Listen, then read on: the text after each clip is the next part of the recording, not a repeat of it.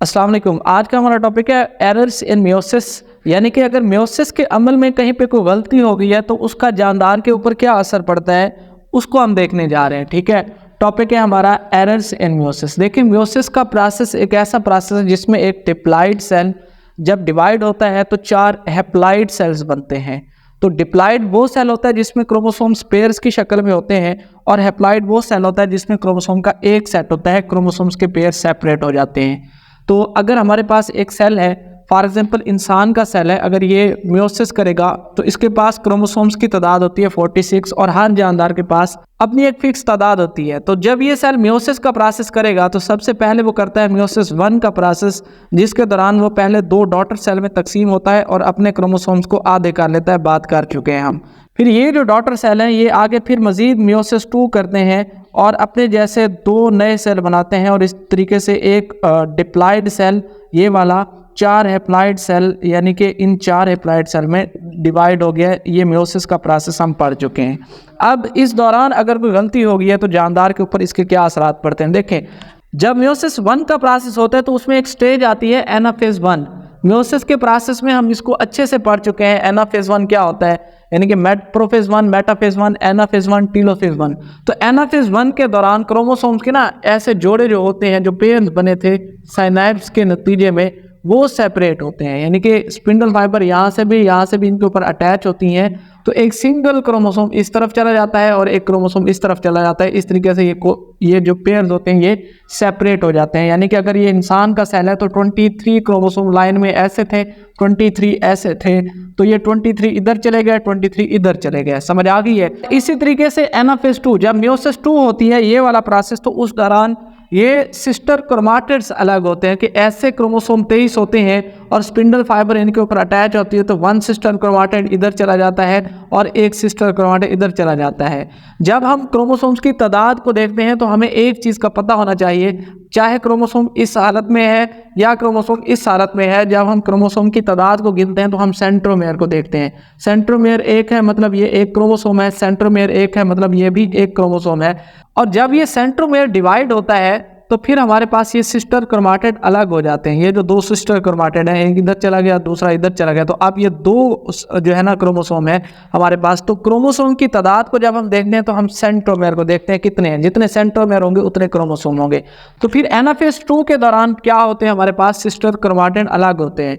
लेकिन अगर कोई गलती हो गई है, फॉर एग्जाम्पल यहाँ पर जब पेयर जुदा हो रहे हैं कि 23 पेयर्स हैं, एक पेयर हम यहाँ पर अगर बना लेते हैं तो इनके ऊपर स्पिंडल फाइबर आकर अटैच होती हैं, लेकिन किसी वजह से कोई एक जोड़ा या 2 जोड़े यहाँ से सेपरेट होने में नाकाम हो गए, तो वो क्रोमोसोम्स फिर क्या हो जाएंगे, ऐसे 23 थे और ऐसे 23 थे, तो 23 इधर जाने थे, 23 इधर जाने थे, पेयर्स को जुदा करके। लेकिन अगर एक जोड़ा या 2 जोड़े जुदा नहीं हुए तो 23 के साथ एक जोड़ा जुदा नहीं हुआ, एक इजाफी आ गया, तो यहाँ पर बन जाएंगे 24 क्रोमोसोम, और दूसरी तरफ एक की कमी हो जाएगी तो वो बन जाएंगे 22 क्रोमोसोम। तो इस तरीके से ये दोनों जो नए हैप्लॉइड सेल बने हैं ये दोनों एबनॉर्मल है। फिर इसी तरीके से एनाफेज 2 के दौरान ये सिस्टर क्रोमाटिड अलग होंगे। ऐसे कितने होते हैं, 23 क्रोमोसोम होते हैं और इनके सिस्टर क्रोमाटिड अलग होने होते हैं। तो यहाँ पर स्पिंडल फाइबर अटैच होगी तो एक सिस्टर क्रोमाटिड इधर आ गया, एक सिस्टर क्रोमाटिड इधर आ गया। लेकिन बाज़ औक़ात किसी वजह से ये सिस्टर क्रोमाटिड जुदा नहीं हो पाते, तो अब यहाँ पर जो सिस्टर क्रोमाटिड टोटल कितने होते हैं, 23 होते हैं। तो 23 इधर जाने होते हैं, 23 इधर। लेकिन अगर किसी वजह से ये सिस्टर क्रोमाटिड जुदा नहीं हुए तो पूरा क्रोमोसोम इस तरफ आ जाता है और दूसरी तरफ क्रोमोसोम की कमी हो जाती है। तो यहाँ पर आने थे 23, तो आ गए हैं 24, और वहाँ पर कमी हो गई तो वहाँ पर चले गए हैं 22। तो इस तरीके से एनाफेज 2 के दौरान सिस्टर क्रोमाटिड्स के अलग करने में कोई मिस्टेक हो गई है, या फिर एनाफेज 1 के दौरान पेयर्स को अलग करने में कोई मिस्टेक हो गई है, तो इसको हम कहते हैं सेपरेशन नॉर्मल नहीं हो पाई। क्रोमोसोम्स की सेपरेशन नॉर्मल नहीं हो पाई। इनकी जो अलैदगी थी क्रोमोसोम्स की, इस प्रोसेस को हम कहते हैं डिसजंक्शन।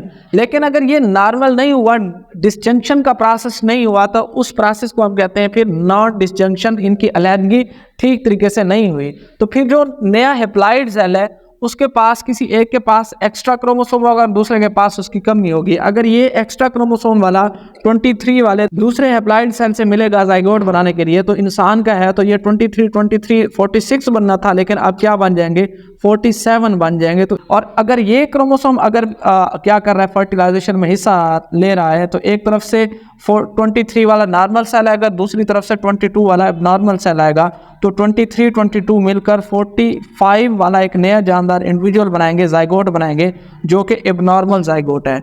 तो इस तरीके से अगर सेक्स क्रोमोसोम यानी कि 23 जोड़े के डिवाइड होने में या सेपरेशन में मसला आया है, तो फिर सेक्स के ऊपर असर पड़ेगा। वो जो नया फिटस या जाइगोट होगा वो बच्चा ना मेल होगा ना फीमेल होगा, ख्वाजा सरा होगा। लेकिन अगर ऑटोसोम वाले क्रोमोसोम जो बाकी 22 जोड़े हैं उनमें से कोई क्रोमोसोम अलैदगी में मसला बन गया है, तो उससे भी बहुत बड़े मसाइल बनते हैं। पहले तो प्रीमेच्योर डेथ हो जाती है, बच्चा पेट में ही उसकी डेथ हो जाती है। लेकिन अगर बर्थ हो गई है तो उसको फिर बाद में बहुत बड़े मसाइल फेस करना पड़ते हैं, उसके जिस्म में कोई ना कोई बीमारी हो जाती है। तो this is about errors in meiosis. इसमें किसी बात की समझ नहीं है तो सवाल पूछना है।